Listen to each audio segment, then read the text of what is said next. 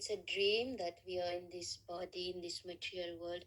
Is still during the dream, there is the process of the soul who has contaminated his consciousness.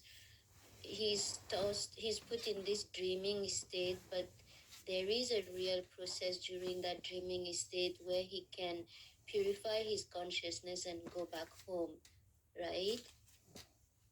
Yeah, we discussed, I forgot if we discussed, but I'm just telling you, there's three, pertaining to the material creation, there's three stages of consciousness. One is daydreaming, when you are going about your day. We are devotees, so we are somewhat in between the two. We are a little Krishna conscious. Doesn't apply to us. But someone who is not Krishna conscious, whatever he does, it's daydreaming. Remember the verse of the Gita, 5th chapter?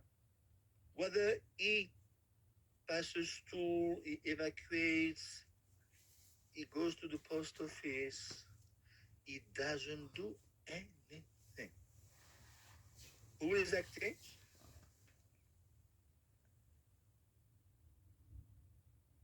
The Supreme Lord. A person in a divine consciousness, although engaged in it, in seeing, hearing, touching, smelling, eating, moving about, sleeping, breathing, always knows within himself that he actually does nothing at all. Because while speaking, evacuating, receiving, opening, closing his eyes, he always knows that only the material senses are engaged with the objects, and that is aloof from them. So in other words, whatever we do, especially on the material plane, Tejo, Varimidam Yata, Vinimayu Yatra, Tisagum Nisha, it's just the modes of nature. The soul does nothing at all. Nothing. The soul is totally imprisoned in the cage of the gross and subtle body. So in order to make us understand, Krishna is telling us that how far we are imprisoned. See, the purpose of Sri Tattva is to understand how far we are dependent and imprisoned. And it becomes practically, you become afraid, you become fearful. Once you start to understand the nature of your predicament, then you become frightened by your state of affair. I remember Bhagavan Prabhu was very intelligent. He used to say, that struck me, I was a new devotee. He used to tell us, if you remembered your past lives, you would die on the spot out of fright. You know, you remember your past life, 1 life ago, 2 lives ago, 3 lives ago. You may have been a monkey, you must have been an oyster in the sea. And having your consciousness, you would die out of fright. So it is a mercy that we forget. We forget our past life. So we can function. But all these verses are meant to make us understand we are totally in prison. We do nothing. It's just the modes. You start to do something pertinent with your soul once you become Krishna conscious. Gradually, because we're not Krishna conscious 24/7. We are still mixed. So there's a portion of the day we are under the modes, and another portion of the day we are not so much under the modes. You follow? We are fighting off the modes. We're trying to shrug off the modes off our shoulder. So I would say to this question that Krishna wants us to understand our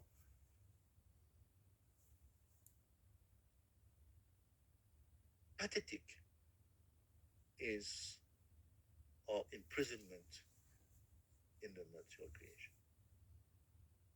Because if you don't understand how pathetic, then you don't find the impulse to get out of here. See, Prabhupada used to say you should be pessimistic towards the material creation. Otherwise, you're going to say, well, it's not so bad actually. Let me linger a little bit longer. So all these verses, these sections are meant to make us touch. Yes, it's pathetic. My situation is pathetic. I have to go and pass through. That's nothing to do with the soul. Can you imagine? It's embarrassing. Papa used to say, don't you understand how it is embarrassing? It is an embarrassment. So when you understand, even we are depending on the Virat, and the Virat basically is doing it to facilitate. Virat knows it's expansion of Paramatma.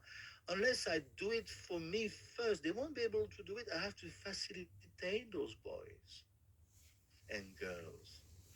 So then there's Virat as a gross organ, just like we discussed in the beginning of the second canto. The mountains. What are the mountains? The stack of the bones, the the trees on the planet Earth and other planets, that are the hairs on the skin of the Virat, the big rivers, Ganga, Nile River. These are the veins of the Virat. That's the gross, but the gross form of the Virat. And then there is a subtle aspect of the Virat we're going to discuss today. We have discussed already in the first canto, third chapter. And then Krishna wants to enjoy the demigods. He's got 33 million demigods. They are jivas. And they have a particular karma. They are entitled to rule over material elements. So he has to engage them. So he has created the system. Okay, they're going to be called Adi Devik Purush. They're going to be controlling the senses of the jiv. But where the demigods, they are situated in the Virat. Within the Virat, you find so many 33 million locations. And within each one of the location, one particular presiding deity is there. We will discuss in the third canto, you will see. But unless Vasudev consciousness kicks in the Virat won't be able to operate. The Vasudev consciousness, that's why we say Om Namo Bhagavate Vasudevaya. The consciousness of the Virat is Vasudev. So basically, the Virat is a form of God. It is not our Ishtadev, we know, as Gaudiya Vaishnava, but still it is part of the procedure. So Krishna wants us to understand how far we are confined, imprisoned, embarrassed. It's a pathetic situation. That is why he has a Adhyatmic, that is us. We are stuck in the mud. We need a Adhibotic, we need a gross body to understand how far we are conditioned. We need a subtle body. Remember the senses that we have, the gross organs that we have, they're not the real organs. Even when you are unembodied, you have senses. Just like the seats in the theater, they're always there. Whether there's someone sitting in there or not, the seat is there. And sometimes the seats are occupied because you have to enter a particular species of life. 15.9. Shrotram, Spashanam, Rasanam, Granam, Cha, Adishtayam. And you get a new sense of senses. So you enter the body of a dog. Now you get senses of a dog. They are sitting in those subtle senses, those gross organs. And then Vishayam Upasevate. You're attracted by the sense object pertaining to your doggish senses. You are after a bitch, a female dog. You're not after a female monkey. No, you have because you have a doggish mentality. So this is a scientific process. It's taking place according to the different dispositions of the modes, how we contact the modes. You follow? Prakriti Purusham Cheva. No, this is 1322. I want to quote Purusha Prakriti Stohi Bhumti Prakriti Jangunan.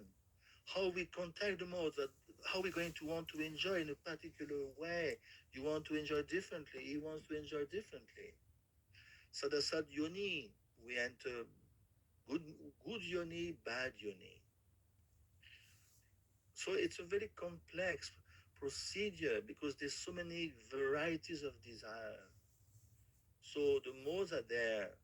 How you contact the modes, how you position yourself in the modes. You're going to be going to particular planet, particular set of mother and father, particular species. So it takes good brains, and the good brains behind is the demigods. They are assistants of Paramatma. You follow? It's a big, big company, natural creation. It takes there's big stuff in there. But ultimately, it's to facilitate the jiv to go back. And also, I would say, to understand how pathetic we are. Does it answer, Julie? I'm trying my best. Yes, Prabhu. Yes, thank you very much. Yeah. The more How much mercy you have to be 1861. merciful to someone is going, even if your son goes to hell, are you going to follow him? You're going to say, no, he was my son in a previous life. To hell with him.